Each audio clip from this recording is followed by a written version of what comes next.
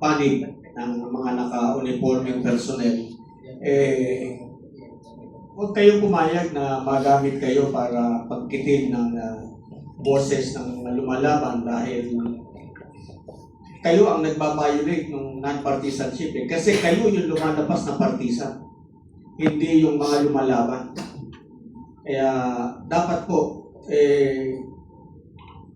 isipin nyo naman yung kinabukasan ng inyong mga anak. Yung inilalaban namin, kinabukasan ng mga anak ninyo, anak namin, ng mga apo natin. Pagkatapos, kayo tong, dahil takot lang kayo, dahil yung iba dyan, kapito ko sa pwesto, katulad ng sinabi ko, dapat yung mental state ng Pangulo is a grave national security concern. Dapat yan,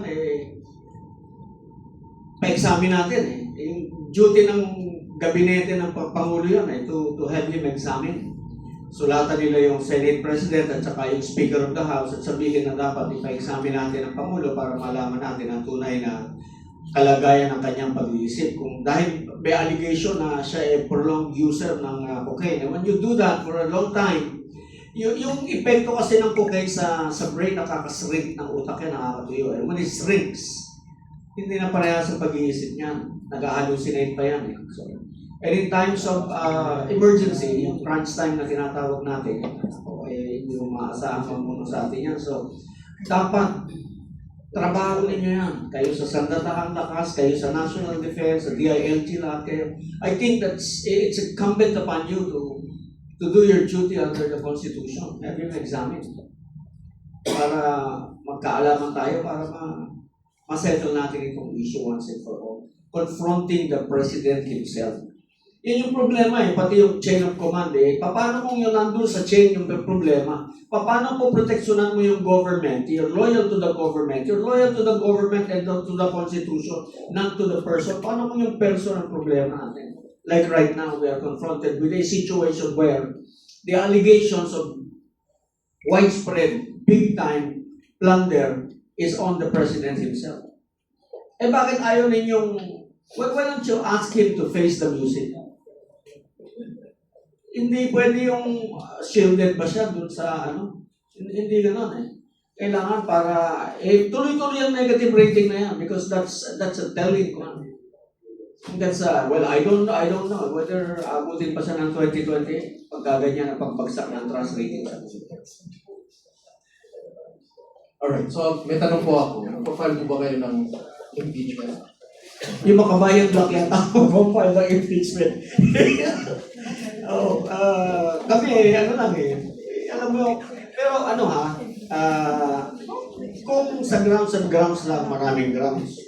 Sa akin, yung oath of office ng presidente, for example, this is constitutional, nasa constitution ito Yung sabi ng presidente, oath of office, before you assume your office, the functions of the office of the president, mag-oath ka, and this oath is in the constitution itself.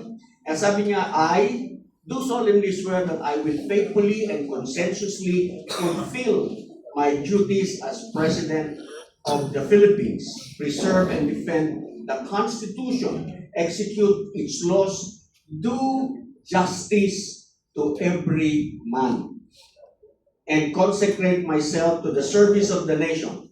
So help me God. Yung do justice to every man, it means due process. May due process lahat ng tao. Nung nagpalipad siya ng dating Pangulo, walang due process That was not justice. So that's a violation, a culpable violation of the Constitution. Yan. Para sa Makabayan Block, baka sakali pick upin ninyo, that's culpable violation of the Constitution. Yan. Kami, we will be concentrating on the defense sa kung matutuloy yung sa Pebrero dahil mas maraming kasalanan ito kaysa dun sa isa. Yung isa make believe yung confidential intelligence fund. Hindi ubrang pag-aray. Gusto lamang nilang isiwalat natin kung sino talaga si Grace Piatos, kung sino si Doritos, at kung sino si Cheetos dun sa ating mga report para makilala kung sino-sino yung mga nagtatrabaho para sa gobyerno para malaman kung paano ang ino-operate yung ating confidential fund para ma-identify nila kung sino-sino yung mga nagtatrabaho para sa ating kaligtasan, sa ating matiwasay na pamumuhay. Yung confidential fund ng Vice President, maliit lang po yun compared sa confidential fund ng Office of the President.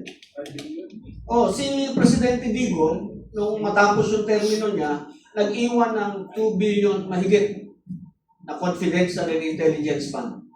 Mga kabayan, baka gusto niyong i-check, saan napunta yun? No, really, I mean like, nawala yun eh. Yun yung alam ko na, kasi, di ba? So, tingnan natin. Gusto din yung inspekin yung confidential intelligence fund ng Vice President.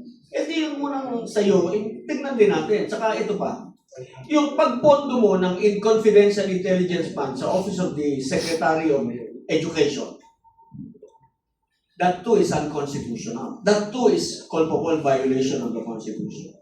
Ayan, kabayan, balita namin, magpapile kayo, pailan nyo na. Masaya. Masaya ba yun? Okay, so, may dadaglag lang ako dyan. Kasi balikan ko ulit doon sa desisyon ng tao, based on the survey. Sinasabi ng mga tao, karamihan, involved ang presidente, nag-benefit ang presidente. In other words, parang alam ng mga tao kung sino ang mastermind, sino ang nag-approve, tama? And also, ang rating ng presidente natin sa disapproval, nasa 55 na. Yung distrust, nasa 62. And mostly, ang anti-admin ngayon is nasa 56%. Ang question ko is this going to affect yung magiging decision ng mga House members dun sa impeachment? Kasi ang alam ko may impeachment iyahain kay BBM, may impeachment din iyahain sa Vice President. Is that going to affect? Because if it's not going to affect, and if our representatives are supposed to be the representatives of their constituents, parang may disparity ang mangyayari doon. Dito natin malalaman kung yung mga congressman natin ay tunay na kinatawan ng ating mga mamamayan. Pag nagkaroon sila ng consultation at isusundin nila ang taong bayan, ang hatol ng taong bayan, at yun ang magiging boto nila sa ating kongreso, well and good. Pero hindi boto nila. Kasi kung boto lang nila yan, then they're not being the true representative of the people.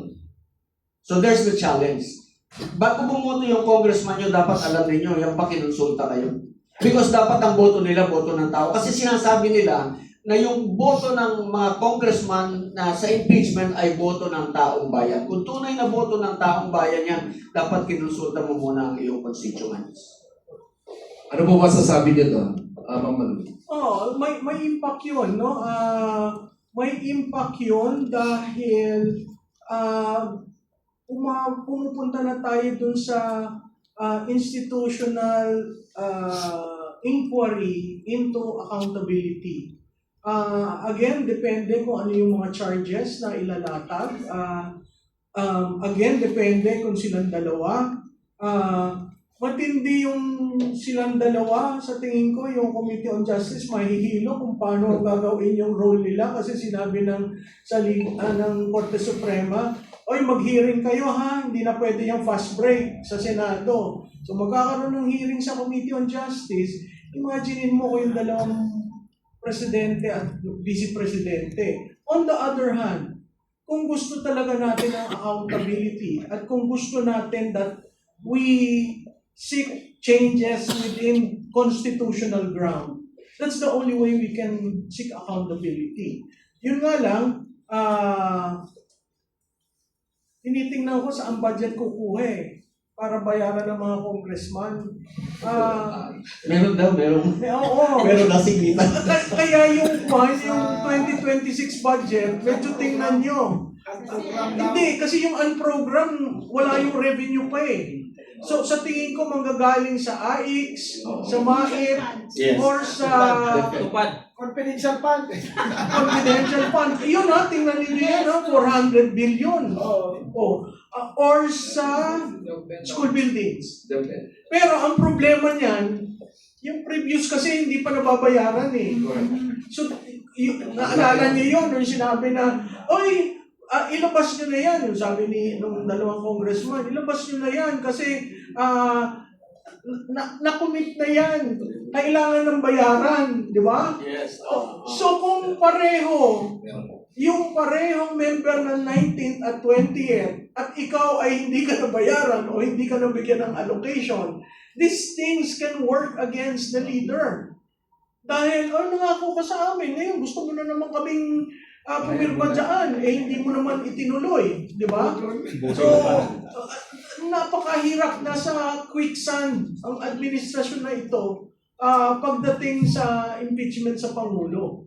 At dahil yun nga ang climate na ang taong bayan wala ng tiwala, sino ang most rational animal sa mundo? Di ba politiko?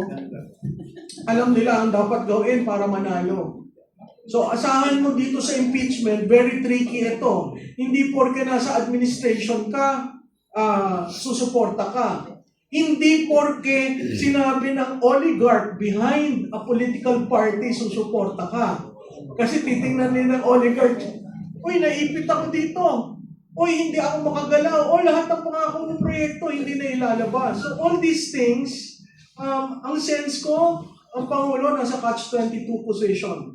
Ang Vice Presidente, kung rehash, nung katulad ng dati, nako, kayang-kaya ng legal team niya. Kasi pinaghandaan na nila noong pa. No? Yan lang paulit-ulit na si Piatos, si ganyan. Hindi nila naiintindihan yung joint memorandum on the use of confidential and intelligence fund. Kaya nga sabi ko, palitan nyo yun.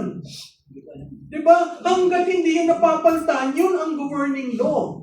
At kung gusto nyo tingnan kung bakit si Vice Presidente ay ganun, abay, tingnan nyo rin ang confidential and intelligence fund ng Presidente. Buksan na lang. Diba? Yun yung sinasabi ko, patas tayo. O, pag nagbukasan, ako yung Remulla Brothers. Ang dami nun. Diba? Hawak nila 2 ahensya. O, ngayon 3 na pala dahil may ombudsman pa. So, these things have a way of, if you play your cards right, pwedeng pabor sa administration. But, if the institutions and the systems cannot already afford another shock, then that can go against him. So, ang talagang critical doon, pag final, may nag-endorse pa. At pag nag-endorse, i-refer ba sa Committee on Justice? Pag sinorkat yung proseso, naku, lalo magagalit ang taong bayan. Diba? So, talagang delikado. Samantalang yung Vice Presidente, wala naman yata ako nakikitang bagong charge na sinabi at ang gusto nila, yung ulit. Yung isa, 3 taon. Yung isa, si Vice Presidente, 1 taon. Wala naman siyang flood control projects. Si Presidente, buong bureaucracia. Diba? So, again, kung titingnan natin, at siguro, kung titingnan mo yung tiwala at approval nilang dalawa, talagang pag pumasok tayo sa impeachment, mas laro ma-erode yun sa Pangulo. Yung 3 years consecutive unconstitutional budget, that in itself is also a culpable violation of the Constitution. So mas maraming grounds laban kay Presidente, yung tunay na talagang kitang-kita. Hindi katulad nung ginawa-gawa lang, pinilit lamang para merong maging kaso. 11 billion per day daw dahil sa inubos yung 100 something. Gusto nilang maunawaan kasi paano ginagasta yung confidential intelligence fund para maka-identify sila ng mga safe houses, etc. ng ating gobyerno. Hindi naman uubre yung gano'n. So, meron ako isang bagay na gustong tawagin ng pansin. Bantayan ninyo yung restitution, yung pagbabalik ng mga ninakaw ng mga engineers, ng mga contractor. Yung restitution before he is tried is violative of his rights to be presumed innocent. Hindi dapat ginagawa yun. Tingin ko doon kasi, kunyari restitution, pero bayad yun to be free.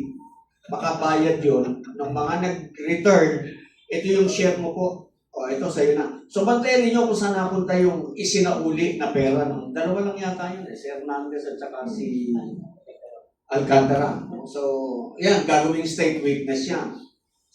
So, tingnan lang natin saan napunta yung isinauli, saan nakatago, paano nila tinago yung pera na yan, saan nila nilagay. Because hindi dapat nagiging condition ng restitution. Restitution after, it comes a matter of course. Freeze mo yung assets para hindi mawala, hindi maubos.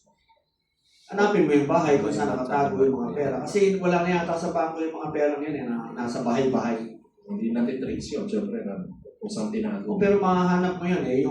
Nung araw, merong pyramiding eh. Nakita yung bahay sa Ayala, Alabang. Lahat ng kwarto ng bahay, floor to ceiling yung mga pera eh. So doon lang tinatago yung pera. Alright. Maraming salamat po, General Garcia. Miss Penny, balik tayo dun sa impeachment na scenario. What if ikaw yun, syempre you're a constituent of a particular district, di ba? So what if, anong mararamdaman mo kung yung congressman mo hindi sang-ayon dun sa opinion na dapat i-representar niya pagdating dun sa decision niya sa impeachment? Anong mararamdaman mo about it? Nakakalungkot. At ano sasabihin mo ng Sabi ko congressman nga mo? bawal na pala tayong malungkot dahil lagi tayong malungkot. Sasabihin natin sa congressman natin, ihanda mo sarili mo dahil ang table umiikot. Babalik at babalik yan kasi hindi habang buhay magnanakaw ka. Mag-succeed ka, pero talagang lahat yan mailalantad. Malalaman, walang lihim na hindi nalalaman. Lalo na kapag hindi lahat nabalatuan. Tama ba yun? That's reality, di ba? Sabi nga nila, ang matakot ka pag hindi lahat nabahaginan. Dahil may puputak dyan. Eh ngayon, greedy nga eh. Greediness is talagang magdadala sa iyo sa kalugmukan sa baba. Why? Pag nagbigay ka, hindi sapat kahit kanino. Kasi kapag greedy ka, ang ma-encounter mo, mas greedy pa sa iyo. Lalo na alam ng pinagbigyan mo kung saan na inanggaling ang pinamimili mo. Tama? Kaya kanina po, pwede ko pong susugan yung kanina sa rap. Okay lang, sandali lang to. Kanina, habang nagsasalita si General, si Ma'am Malu, talagang nag-flashback sa akin na hindi ko mapigilan na magkaroon ng comparison doon po sa dati nating Pangulo, si FPRRD, at sa ngayon. Why? Dito, kapag may mga rally, may mga pagtitipon, dahil panawagan para po sa freedom na gustong maramdaman ng taong bayan, eh hindi pa nga nag-uumpisa ang barikada, grabe. Ngayon ako nakakita ng mga bagong alambre, mga wire na bagong bili. Dati may kalawang. Kasi yun at yun ang ginagamit. Dahil naghahanda talaga sila sa mas madugo. Na yun talaga ang gagawin. Huwag lang makapasok kahit isang langaw. And aside from that, may dalawa pang mga prefab or container na magkapatong hanggang second floor. Magugulat ka na lang, hindi pa sapat. Meron doong nakatayo. Ganun. Diba? Ang nakapanlulo mo at nakatutuwa. Alam po ninyo dati, pag may rally, ito po nangyari. Ipa-flashback lang natin kung bakit hindi ko mapigilan na hindi maikumpara. Nung dati po sa ating pong past na administrasyon, kapag may rally, makikita mo dyan, may mga Pilipino, may palugaw po sa nagrarally. May kitchen. O, para hindi magutom mga nagrarally, lalo nilang maisiwalat at maramdaman ang freedom na magsalita. At dapat kapag namumuno para po sa atin, ito po ay gabay para mamuno tayo ng tama at yung path na ating pong sususugan o susundan, yung path kasama sa panawagan ng taong bayan. Pero how can you listen? And how can you know yung reality at status ng ating pong bayan kung doon pa lang sa bungad, wala pang mikropono, ay nakabalagpag na yung mga harang. Pero alam niyo po, dati, flashback ko lang ulit hindi ko natapos kanina. Dati, pag may rally o meron na nagbibigay, may nagpapakain, tubig, parang nagbabayanihan. At ang nakatutuwa dyan, lalabas ang dating Pangulo. Pakikinggan, ano ba yun? Ano ba yun? At doon ko nasaksihan, yung mga, walang harap, lumabas siya. Maya-maya, pinakain niya pa. At opo, pinakain pa niya lahat nung nagrarally. Kumain na ba kayo? Diba yun ang tanong? And he is, yung willingness niya to listen and to know what is yung problem Kaya, upon hearing yung mga inilatag ng mga nagrarally, nagkaroon ka agad ng pagpapatawag sa iba't ibang mga kabineteng involved sa mga reklamo at panawagan ng taong bayan. And that is the reason why immediately ramdam ng tao na merong susolusyonan at mareresolbang mga problema. Eh kung bubusalan mo ang bibig ng taong bayan, pipiringan mo ang mata, at hindi mo, ibablock yan eh. Sino nagbablock niyan? Paano mo malalaman? Paano mo mareresolba kung hindi mo pakikinggan? So, ito ang nakapanlulong sitwasyon ng Pilipinas. Pagka ang namumuno ay sarado ang tenga, huwag mong expectin na mabubuksan mo ang puso niyan para maramdaman mo at makita kung talaga siya ay may malasakit sa taong bayan, sa ating bayan. Yun lang po. Alright, maraming salamat po. Okay, so actually ngayon may naririnig ako na may movement among citizens, no, na parang they are preparing to actually tell their mga representatives about this, yung paparating na impeachment, kasi may dalawang impeachment nga, at sinasabi may grupo ngayon na what they're doing is they're district to district, they're collecting evidence after evidence. And in a way, they're saying na we are collecting right now because hindi na enough na parang rally-rally lang. And they're telling their, kilala namin kayo, alam namin na kayo yung pumoto dati sa dating impeachment. And if you're gonna do that right now, we actually have an evidence. We visited the sites, we took some photos and all of that. And it's about time that, we take accountability to the next level beyond the rally, but really actual filing of the congressmen nila.